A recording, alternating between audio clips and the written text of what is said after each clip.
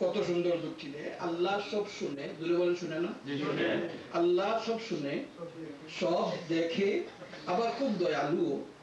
কোন সন্দেহ আছে নাকি? আল্লাহ খুব শুনে, খুব দেখে, খুব দয়ালু। তাহলে তুমি দোয়া করতে আরেকজনকে মাধ্যম ধরবা কেন? সরাসরি তো আল্লাহর কাছে বলো। যুক্তি হয়েছে কিনা? যুক্তি হয়েছে কিনা?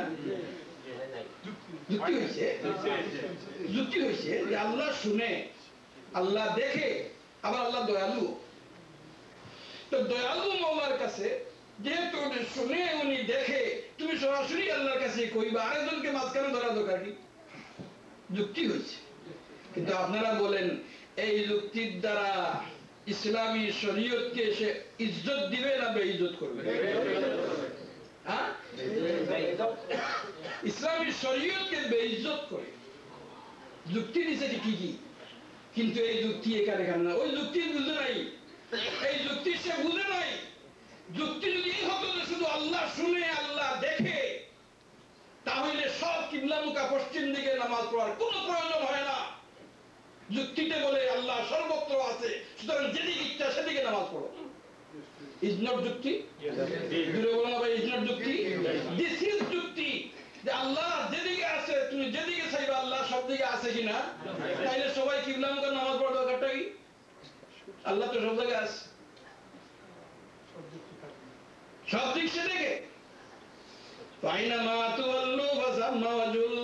যেদিকে চেহারা ফিরাইবা সেদিকে আল্লাহ আছে। সুতরাং কিবলামুখী হওয়ার দরকার নাই নাকি? না, দরকার আছে। ইসলামী শরীয়ত বলে দরকার আছে। আরো সামনে যাই, নামাজ বাদ দিলাম, ইমানের ব্যাপারে আসো। ইমান মূল হাতিয়ার কিনা? ইমান হলো মূল হাতিয়ার। আল্লাহর জন্য ইবাদত। কার জন্য ইবাদত? আল্লাহর জন্য ইবাদত। আল্লাহর রাসূল আসেন বান্দাকে আল্লাহর সাথে মিলাইয়া দেওয়ার জন্য। রাসূল আসেন বান্দাকে আল্লাহর সাথে মিলাইয়া দেওয়ার জন্য। এবার কলিমা পড়ো, লা ইলাহা ইল্লাল্লাহ দেশে আর না, মুসলমান হওয়া যাবে নাকি? দূরে বলো, হওয়া যাবে। কিন্তু যখন বলবে লা ইলাহা ইল্লাল্লাহ মুহাম্মাদুর রাসূলুল্লাহ, মুসলমান হইছে কিনা? মুহাম্মাদুর রাসূলুল্লাহ মাঝখানে আসছে কিনা? ওসিলা গ্রহণ করেছে কিনা? ইমানকে ইমান যদি বানাইতে চাও, ইমান যদি আল্লাহর কাছে গ্রহণযোগ্য করতে চাও, তাহলে মুহাম্মাদুর রাসূলুল্লাহকে মাঝখানে আনা লাগবে। লা ইলাহা ইল্লাল্লাহ মুহাম্মাদুর রাসূলুল্লাহ, মুহাম্মাদুর রাসূলুল্লাহকে মাঝখানে আনা লাগছে কিনা? মুসলমানকে উচিলা ধরে মুসলমান হওয়া যায়। আবার বান্দা তুই যদি দলিল দেস, তাহলে আরেকজন মাঝখানে শাফাআতের দরকার কেন? আল্লাহ নিজেই দেখে, নিজেই শুনে। আমি জিজ্ঞেস করি, আরে আহমদ, যদি আল্লাহ সব জানে, যদি সব আল্লাহ দেখে, আল্লাহ ইলমে আছে কার নাকি কতটুকু আছে, তো কিয়ামতের দিন নেকি বলি ওজনের পাল্লা লাগাইবার দরকার কেন? কিয়ামতের দিন নেকি বলি ওজন হয় কিনা? জোরে বলেন, এটা ভালো লাগবে না? যারা কথা কইবে না বুঝে ভালো লাগবে না। সবাই জোরে বলেন, মানা লাগবে কিনা? কেন? দরকারটা হচ্ছে বলে আল্লাহ জানে না তোমার কয় বস্তা নেকি আছে, কয় টন নেকি করেছো, এটা তার জানা নেই। তো সেখানে আমার ওজন করার দরকারটা কি?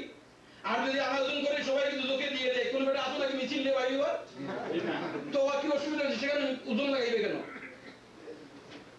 যুক্তি, তোমার যুক্তি তুমি বুঝো নাই কেন? কিয়ামতের ময়দানে আবে কৌসরের পানি দেওয়া হবে, দেওয়া হবে কিনা? আবার বলা হয়েছে যে একবার খেয়ে নিবে, লা ইয়াজনু বাদাহা আবাদা, এরপরে কোনদিন পিয়াসা হবে না। একদিন এক গ্লাস পানি খাইছে শুধু আবে কাউসার, আর কিয়ামত পর্যন্ত সে পিয়াসা হবে না। আমি দেখি যুক্তি, যুক্তিবাদী নাকি যুক্তিবাদী, এই শব্দটাও তো ভুল। যে যুক্তি জানে সে যুক্তিবাদী নাকি না যুক্তিবিদ? আরে বাঙালি বলো না, বাঙালি তো মাইর করতেছো। যে যুক্তি জানে সে যুক্তিবাদী না যুক্তিবিদ? এটা যুক্তিবাদী হইল কি? সে নিজে বাংলার শব্দটাও ভুল লাগাইছে, নিজে যুক্তির বাইরে কাজ করতেছে, নাম লাগাইছে যুক্তিবাদী। শব্দ হওয়া উচিত ছিল যুক্তি। দূরে বলো না ভাই, কি হওয়া উচিত ছিল? যুক্তিবিদ। তো এই যুক্তিবাদীকে আমি বলি, মানে ওই মৌলানাকে বলতেছি না, আমাদের দেশে কিছু মৌলানা বাইরেছে নামের পিছনে কত ডিগ্রি, কেউ বিপ্লব, কেউ যুক্তি, কেউ আরে বাবারে আজারি, কেউ লাখি, কয়েকদিন পরে হয়তো বারো সখী। তো যাই হোক, যাই বাইরে হয়েছে, কোনো মৌলবীর কথা বলতেছি না, যুক্তি যারা দেখায় তাদেরকে জিজ্ঞেস করি, আল্লাহ মানুষকে পিপাসা নিবারণের জন্য কৌশলের পানি খাওয়ানোর দরকার কি জন্য হলো? আল্লাহ পারে না শুধু বলে দিতে যে যারা আমার নেককার বান্দা তোমরা সব পিপাসা দূর করে দিলাম, পারে কিনা? দূরে বলো, পারে কিনা? যদি পারে তাহলে এই সহজ রাস্তা বাদ দিয়া এই কৌশলের পানি খাওয়ার জন্য পেয়ালা নিয়ে ওই ঘাটে যাওয়ার দরকারটা কেন? যুক্তি কোথায়?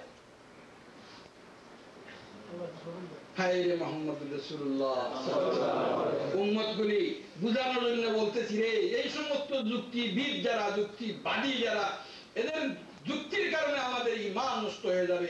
মুহাম্মদুর রাসূলুল্লাহ সাল্লাল্লাহু আলাইহি ওয়াসাল্লামের সম্মান দেখানোর জন্য কসরের পারে দেওয়া লাগবে, নাকি বলি ওজনের ঘাটে দেওয়া লাগবে, ফুলসিরাত দিয়ে পাড়ি দেওয়া লাগবে, শুধুমাত্র মুহাম্মদুর রাসূলুল্লাহ সম্মান দেখানোর জন্য।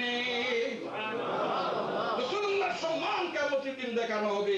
এজন্য মকামে মাহমুদ স্টেজ বানিয়ে রাখা দেওয়া হয়েছে যে আদম থেকে ঈসা পর্যন্ত কোন নবীর সাহস হবে না আল্লাহর সামনে গিয়ে কথা বলার, যেহেতু তাদের লাইসেন্স নাই। তাদের কি নাই?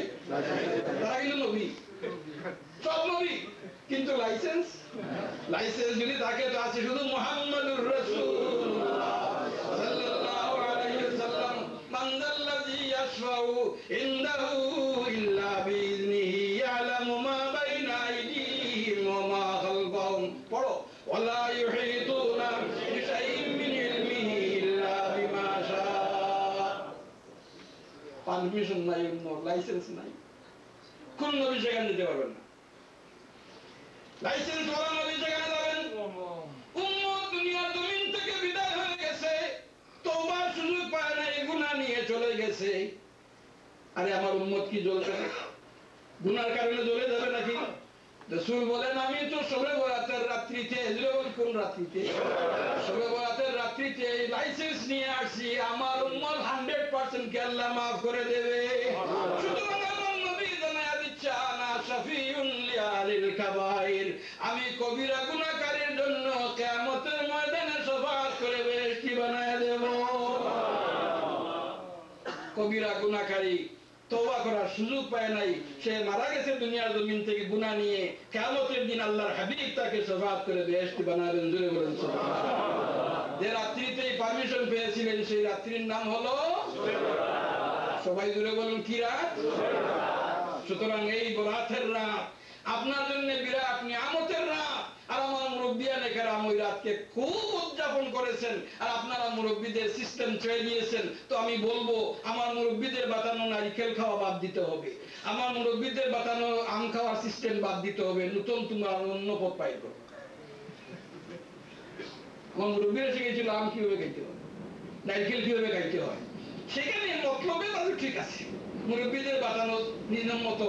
আর আমার মুরব্বীরা যে শবে বরাত পালন করে আসছে, মনে আছে নাকি যে এই তারিখ আসলে সবাই সিন্নি রুটি পুটি করে গরিবদেরকে পাঠিয়ে দিছে? জোরে বলতে হয় নাই?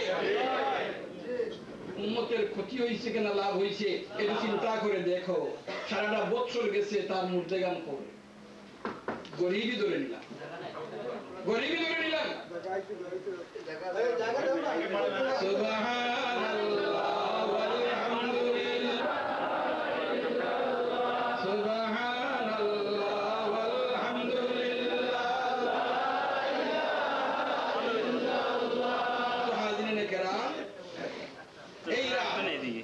শবে বরাতের রাত আমার মুরব্বিয়ানরা সিস্টেম করেছিলেন, আমার মুরব্বীরা সিস্টেম করেছিলেন, সিন্নি বানাও, রুটি বানাও, গরিবদের ডিস্ট্রিবিউট করো।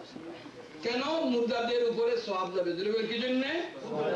এখন মৌলবী দরদি হয়েছে, মৌলবী দরদি হয়েছে, দরদি হয়েছে কি বলে?